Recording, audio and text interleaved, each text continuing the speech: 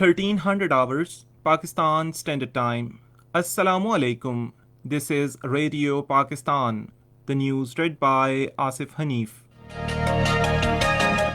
First, the headlines. President has urged ulama to play their role in sensitizing the people regarding mother and child health. Information Minister says government is taking steps to ensure provision of cheap electricity to people.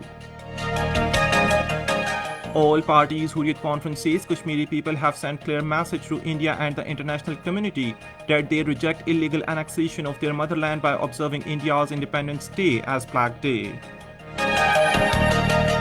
United Nations has called on Afghan government to take decisive action to prevent killing of human rights activists in the country. And now the news in detail. President Dr. Arif Alvi has urged ulama to play their role in sensitizing the people regarding mother and child health. Talking to a delegation of ulama led by Mufti Munibur Rahman in Karachi, he also asked the ulama to educate people about women's inheritance rights according to injunctions of Islam. The delegation appreciated the role of the president and the government for creating intersex and interfaith harmony and for taking ulama on board on all matters of importance, especially during COVID-19. Minister for Information and Broadcasting Shibli Faraz has said that government is taking practical measures to ensure availability of electricity to the consumers at affordable tariff rates. Addressing a joint press conference along with Special Assistant to Prime Minister on Power Shehzad Qasim in Islamabad, he said that a basic agreement has been signed with independent power producers as a first major step towards providing cheap electricity to the consumers. The minister said under the agreement signed between the IPPs, payment would only be made for the electricity acquired and consumed instead of total installed capacity of a particular power plant, and the equated return will now be made in rupee instead of dollar.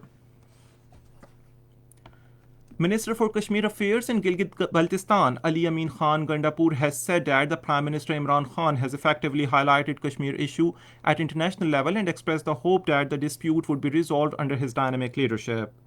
Talking to a private news channel, he said that the Prime Minister is playing a role as Kashmir's ambassador and exposing Indian atrocities and massive human rights violations in Indian illegally occupied Jammu and Kashmir and its nefarious designs in the region at international level. General Secretary of all parties Hurriyat Conference Maulvi Bashir Ahmed said the Kashmiri people have sent a clear message to India and international community that they reject Ghasbana Qabza of their motherland through observing Indian Independence Day on August 15 as Black Day. According to Kashmir Media Service, he urged India refrain from oppressing Kashmiri people as use of brute force cannot prevent them from their just struggle for securing right to self-determination as it is a matter of life and death for the people of Indian illegally occupied Jammu and Kashmir. He appealed the International Human Rights Organization to break the criminal silence and take notice of human rights violations by India occupying troops in Indian illegally occupied Jammu and Kashmir. Meanwhile, pro-India politicians have treated Indian Independence Day with scorn and mostly stayed away from the celebrations, and some even mocked the absence of festivity in the territory. Indian English daily The Telegraph said that the Valley-based pro-India politicians did this as a sign of anger at last year's abrogation of Jammu and Kashmir's special status.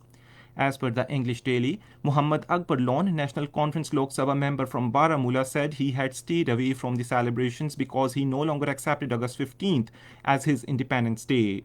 The Telegraph says it checked the Twitter handles of nearly 24 senior politicians of the Valley. In India, 25 people have been killed while over 8.1 million population has been affected in floods in Bihar state.